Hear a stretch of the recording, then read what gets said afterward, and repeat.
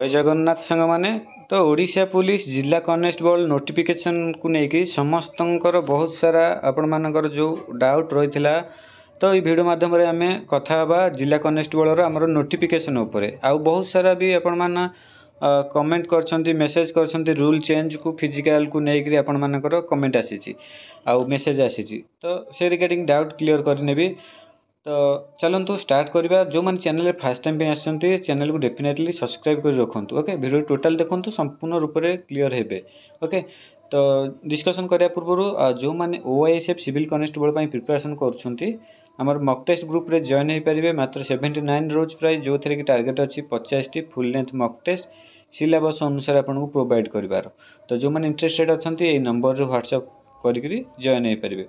तो बहुत हेल्पफुल रही जदि प्राक्ट कर कहीं बछा बछा क्वेश्चन आपण प्रोवाइड होती प्राक्ट। ओके आउ इम्पोर्टाट भी आपर सियोर सर्ट क्वेश्चन भी से प्रोवाइड रोचे प्रीवियस ईयर पेपर रोचे।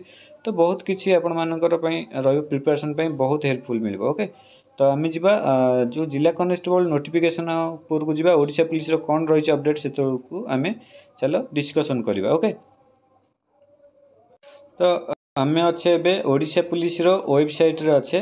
तो वर्तमान का डेट देखिले आपण मानकर देखंतु जो पोर्टालटा अच्छी केवल ओडिशा पुलिस जो SI पोर्टालटा वर्तमान अपडेट होगी रही। वर्तमान आउ किसी नुआ पोर्टाल आपण मानकर एथि ओपन हैनी।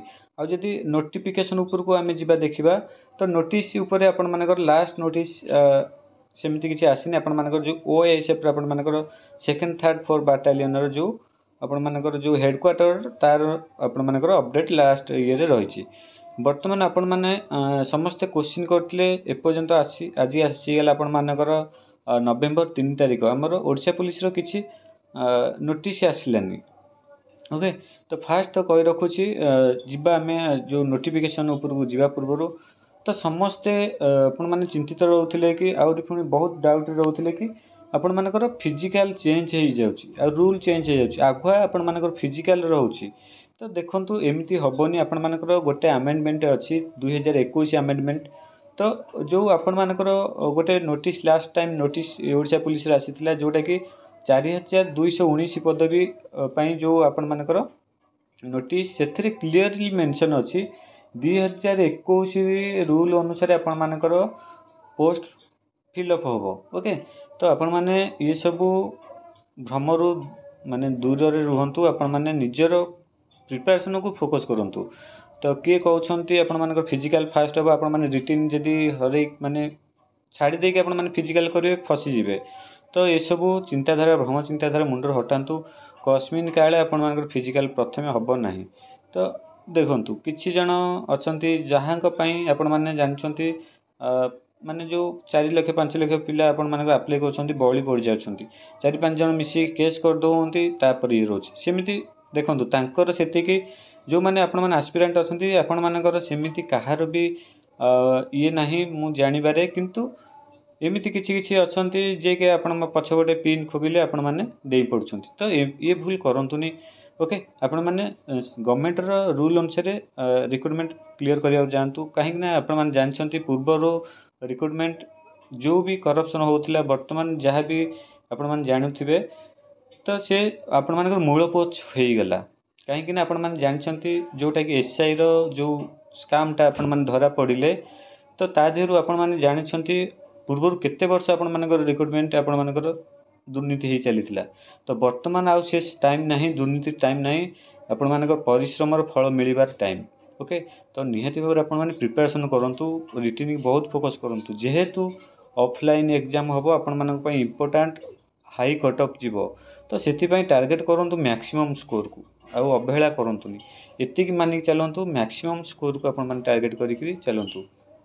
ओके आ नोटिफिकेशन आपण मानकर जे भी कहउछंती आपण माने 2026 डिसेंबर ए सब भूलु जानतु आपण मानकर मो टाइम अनुसार गोटे सप्ताह आपण मानकर हाथ रे अछि। ओके तो आउ गोटे वीक 1 वीक आपण मानकर अछि तो अपेक्षा करंतु आपण मानकर नोटिफिकेशन आसीबो कहीं व्यस्त होछंती आपण माने प्रिपरेशन करंतु नोटिफिकेशन आसीबो आपण माने अप्लाई करिकि आपण ही जॉब पाइबे जदि भल से पढिथिबे।